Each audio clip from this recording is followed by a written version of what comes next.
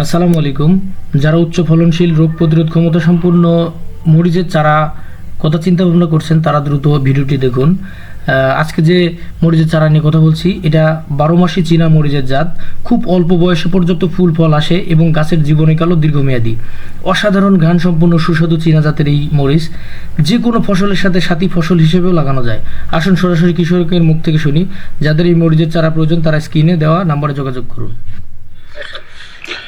আসসালামু আলাইকুম। ওয়ালাইকুম আসসালাম। প্রিয় ভিউয়ার্স, আমরা এসেছি টাঙ্গাইল জেলার মধুপুর টেংরি। সেখানে আমাদের কাদের মামার একটা টপলেডি পেঁপের বাগানের সাথী ফসল হিসেবে আমরা গণচীন থেকে সরাসরি আমদানি করেছিলাম বুটিক জাতের উন্নত উচ্চ ফলনশীল মরিচের বীজ। সেখান থেকে আমরা ট্রায়াল হিসেবে দিয়েছিলাম এখানে। তো মামা, আপনি কি এটা ব্যবহার করছেন? আলহামদুলিল্লাহ, মরিচ দেখে তো আমি নিজেও খুব অবাক হয়ে যাচ্ছি। এটা আমি এত বড় বড় সাইজ এবং খুব পরু জাতের এবং খুব হার্ডি এবং ওয়েটেবল। জি, এটা খুবই ভালো লাগছে। এখন আর জাতের চমৎকার মরিচ। আপনার মন্তব্য কি?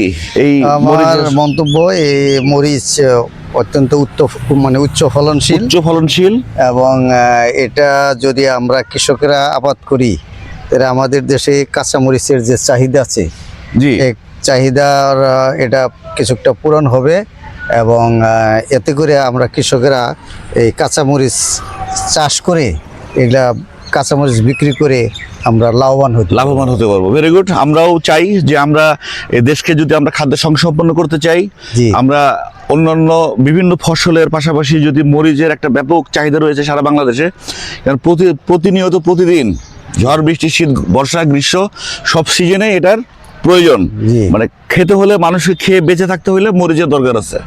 এবং আমরা যদি এরকম উন্নত উচ্চ ফলনশীল এবং রোগমুক্ত এরকম মরিচের বীজ আমদানি করে আমরা উৎপাদন বাড়াতে পারি, তাহলে আমরা কৃষকরা সবাই মিলেই আমরা লাভবান হব আর কি। তো আপনি খুশি এটাতে?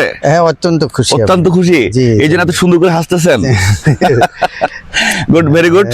আমরাও আশা করি, আমরা মরিচ চাষিদের ভাইদের বলবো যে আপনারা এই মরিচের জাত সংগ্রহ করেন, আপনারা আবাদ করেন, ইনশাল্লাহ আপনারা আর্থিকভাবে অনেক লাভবান হবেন। আসসালামু আলাইকুম।